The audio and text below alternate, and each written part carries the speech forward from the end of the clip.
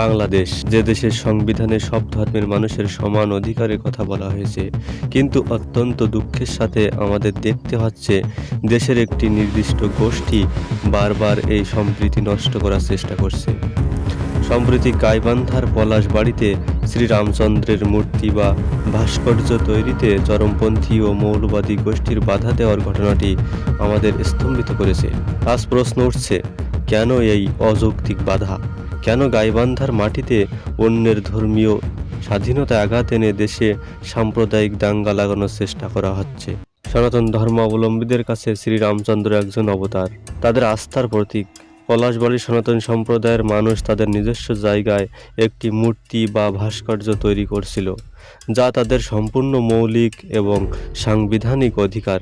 এখানে অন্য কোনো ধর্মের মানুষের তো বিন্দুমাত্র সমস্যা হওয়ার কথা নয়, কিন্তু এক শ্রেণীর মৌলবাদী গোষ্ঠী কোনো কারণ ছাড়াই সম্পূর্ণ অযৌক্তিক অজুহাত তুলে এই নির্বাণ কাজ বন্ধ করতে বাধ্য করেছে।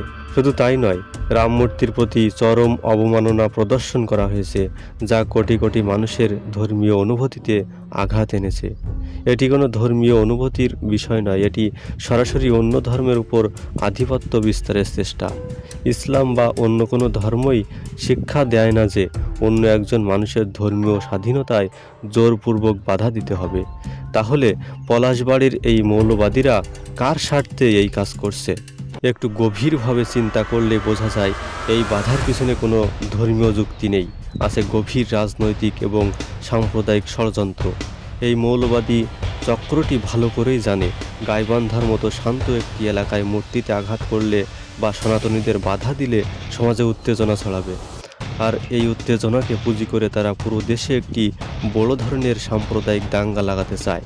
তারা চায় দেশের শান্তি শৃঙ্খলা বিনষ্ট হোক, যাতে আন্তর্জাতিক মহলে বাংলাদেশের ভাবমূর্তি ক্ষুণ্ণ হয়।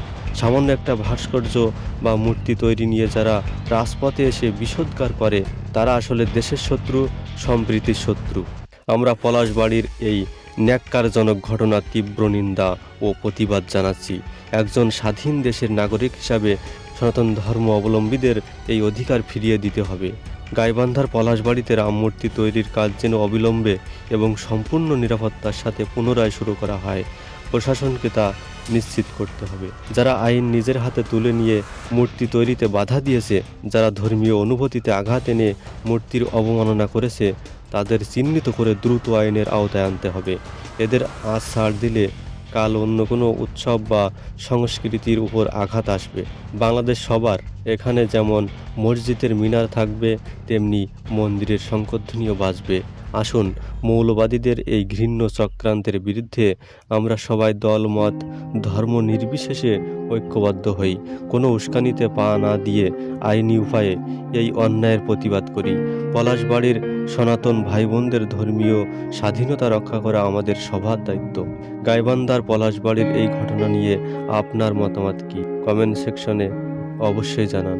ভিডিওটি বেশি বেশি শেয়ার করে অন্যায়ের বিরুদ্ধে আওয়াজ তুলুন। ধন্যবাদ।